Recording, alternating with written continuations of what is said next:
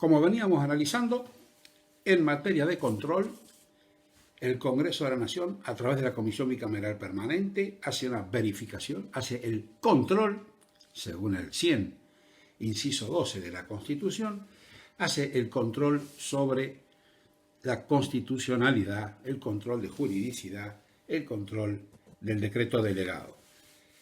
En el segundo caso, donde el Congreso no tuvo intervención anterior, el Congreso se encuentra con una decisión ya tomada por parte del Poder Ejecutivo, se entiende entonces que la Comisión Bicameral Permanente lo único que en principio hace es un dictamen que debe elevar a las cámaras. Hace un dictamen, lo eleva a las cámaras y ambas cámaras del Congreso deben resolver sin un plazo determinado para su pronunciamiento, debe resolver dentro de términos razonables que algunos autores como Vidal Campos entendieron que no podía exceder de los 30 días. En eso no estamos nosotros del todo de acuerdo, porque si la crisis precisamente consiste en la imposibilidad de dictar leyes, y esa imposibilidad de dictar leyes se ha producido por causa de la ausencia de una de las cámaras del Congreso o de la imposibilidad de juntarlos, recordemos la crisis fenomenal que debió pasar Avellaneda en su presidencia cuando el Congreso de la Nación había sido capturado por las tropas de la ciudad de Buenos Aires, entonces sería imposible pensar, creo yo, en un plazo previsto por cuanto la propia naturaleza de la crisis podría atentar contra la posibilidad de la existencia de ese plazo. Esto requería del dictado de una ley especial para este procedimiento de control del decreto de necesidad y urgencia. No así para el decreto delegado, sí para el decreto de necesidad y urgencia. Así es como el Congreso de la Nación, 12 años después de la Constitución del 94, ya en 2006, con un proyecto del Poder Ejecutivo de aquel entonces, de Néstor Kirchner, con ese proyecto desde el Congreso de la Nación se dictó la ley 26.122, donde tiene una particularidad. Le quitó el control a la Comisión Bicameral Permanente y la transformó meramente en un organismo de dictamen.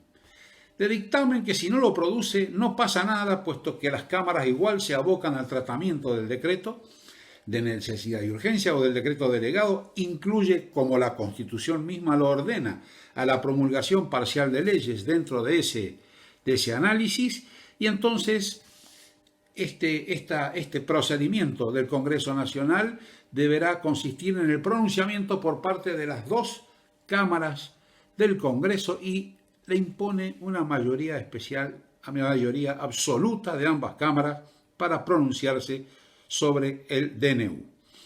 Si nosotros nos ponemos atentos, el DNU ya está rigiendo. El DNU se encuentra en vigencia inmediata apenas es producido su dictado. Por lo tanto, podríamos formular la regla de esta manera. Va a tener vigencia el DNU todo el tiempo que pase hasta que el Congreso logre, reunidas las dos cámaras, conseguir mayoría absoluta en ambas cámaras para poder revocar esa decisión del Poder Ejecutivo. Y es más, la ley le da efectos derogatorios, o sea, efectos para el futuro. No podría afectar todo lo actuado hasta ese momento por el presidente de la Nación. Creemos que la ley produjo una inversión en la excepcionalidad. Ha pasado a ser excepcional la posibilidad de derogación del decreto y, lo que es más grave, ha colocado en única instancia este control en manos de los jueces. Solo los jueces son aquellos que podrían intervenir podemos poner incluso ejemplos extremos. Supongamos que a través del DNU el presidente pretendiera la revocación de un partido político, o pretendiera modificar las normas de la ley electoral, o pretendiera crear impuestos o crear delitos para imponer penas. Cualquiera de las materias expresamente prohibidas estaría en vigencia produciendo efectos hasta el momento en que pudiera conformarse esta mayoría especial. Se ha producido un giro copernicano en la excepcionalidad y hoy podríamos decir que lo excepcional es la capacidad de revocarlos. Confiamos en que esto no ocurra, pero de todas maneras no podemos dejar de atender a aquellos que han estudiado y profundizado sobre la eficacia de este control del Congreso, como es el caso de un equipo de autores encabezado por Alfonso Santiago, Acunti, Castro Videla, varios autores que han ido publicando en la revista El Derecho Constitucional un estudio muy profundo y muy prolijo sobre el empleo de este control y han demostrado que efectivamente el Congreso de la Nación nunca controló verdaderamente ninguno de los decretos dictados después de la vigencia de la ley, ni de los decretos delegados, ni de los decretos de necesidad y urgencia, ni de las promulgaciones parciales de leyes.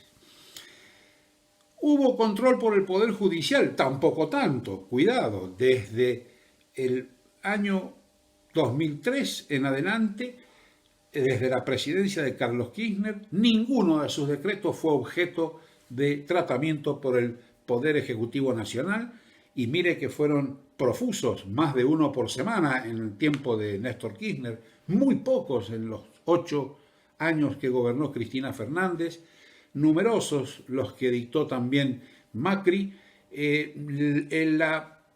La Corte Suprema de la Nación se pronunció en estos tiempos únicamente acerca de 2 decretos delegados, pero del gobierno anterior, de Duhalde, que son los casos conocidos como Colegio de Abogados, uno similar a Berroqui, Camaronera, o sea, son decretos anteriores y en ejercicio de facultades delegadas. ¿Qué es lo que creemos? Es muy importante recuperar el funcionamiento de la Comisión Bicameral Permanente, introducir las modificaciones necesarias dentro de la Ley 16.122, de manera tal de hacer un instrumento eficaz de la Comisión Bicameral Permanente para que realmente controle en serio los decretos delegados y además también tenga alguna función de primer escalón de control, primera verificación de constitucionalidad en los decretos de necesidad y urgencia. Este es el modo en que la política recuperaría el control efectivo del ejercicio de estas facultades, que son políticas, ejercidas por el presidente de la Nación. No es necesario judicializar en forma general estos casos. Los jueces tienen que estar atentos y funcionando a toda hora, probablemente en turnos especiales y no en una mera pequeña feria como se ha declarado ahora.